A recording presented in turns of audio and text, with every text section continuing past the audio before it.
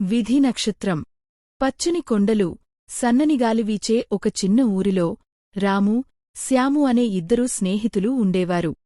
ఈ ఊరి మధ్యలో ఒక పెద్ద బాదం చెట్టు ఉండేది. దాని నీడలో పిల్లలు ఆడుకునేవారు. రాము, శ్యాము పాఠశాలలో ఎప్పుడూ మొదటి 2 స్థానాల కోసం పోటీ పడేవారు. రాము కథలు చెప్పడంలో గొప్పవాడు, శ్యాము కొత్త విషయాలు నేర్చుకోవడంలో తోపు. సాయంత్రమైతే వాళ్లు బాదం చెట్టు కింద కూర్చుని పుస్తకాలు చదువుకునేవారు. పక్షులు కెలకిల పాడే శబ్దంలో మునిగిపోయేవారు. ఒకరోజు రాము తండ్రి ఊరి బయట ఉన్న ఒక పాతగుడిలో జ్యోతిష్యుడిని కలిశాడు. ఆ జ్యోతిష్యుడు రాము జాతకం చూసి కళ్ళు పెద్దవి చేస్తూ చెప్పాడు, ఈ బాలుడికి గొప్ప రాజయోగం ఉంది. ఒక మాయమైన నక్షత్రం ఆకాశంలో కనిపించిన రోజు వాడు చదవకపోయినా 10 మందికి ఉద్యోగాలు ఇచ్చే గొప్ప వ్యక్తి అవుతాడు. ఈ వార్త రాముకి చేరింది. అప్పటినుంచి వాడి మనసు మారిపోయింది. నాకు రాజయోగం ఉంది, చదవడం ఎందుకు? నక్షత్రం కనిపిస్తే చాలు, నా జీవితం మారిపోతుంది అని అనుకున్నాడు. రాము పుస్తకాలు మూలన పడేసి రోజూ ఊరి చెరువు దగ్గర గాలిపటాలు ఎగరేస్తూ స్నేహితులతో ఆటలాడుకుంటూ గడిపేవాడు. శ్యామువాడిని ఎన్నిసార్లు రామూ, చదువుకుందాం అని పిలిచినా రాము నవ్వి, నీవు కష్టపడు, నాకు నక్షత్రం సహాయం చేస్తుంది అనేవాడు. కాని శ్యాము తన పని తాను చేసుకునేవాడు. రోజూ బాదం చెట్టు కింద కూర్చుని చీమలు సాగిలే దారిని చూస్తూ, చీమలు కూడా కష్టపడి ఆహారం సేకరిస్తాయి. విధి ఉన్నా కష్టం లేకుండా ఏదీ రాదు అని ఆలోచించేవాడు. సంవత్సరాలు గడిచాయి. రాము రాజయోగం కోసం ఎదురుచూస్తూ రాత్రిళ్ళు ఆకాశంలో నక్షత్రాలను చూసేవాడు.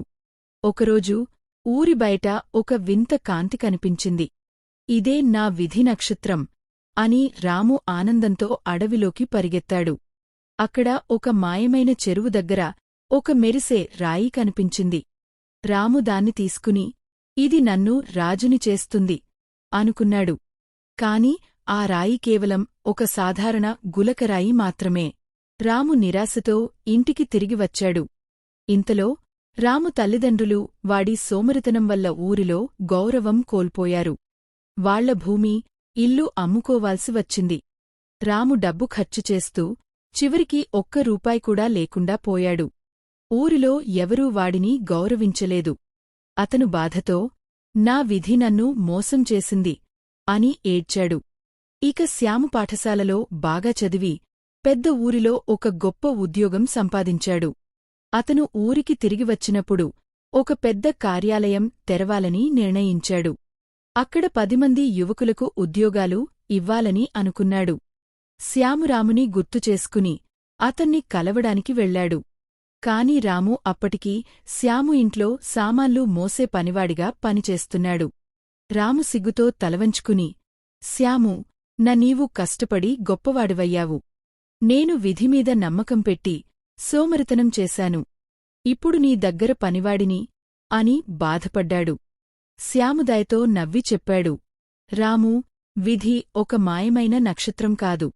అది నీ చేతిలో ఉంది. కష్టపడితే నీవు కూడా గొప్పవాడవుతావు.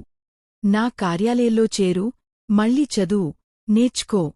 రాము ఆ మాటలు విని కళ్లలో కన్నీళ్లతో శ్యాముని గట్టిగా కోగిలించుకున్నాడు. అతను శ్యాము కార్యాలయంలో చిన్న ఉద్యోగంతో మొదలుపెట్టాడు.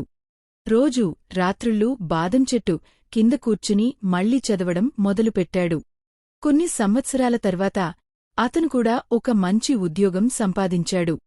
కాని తన సోమరితనం వల్ల చాలా సమయం వృధా చేసుకున్నాడని ఎప్పుడూ గుర్తుంచుకున్నాడు.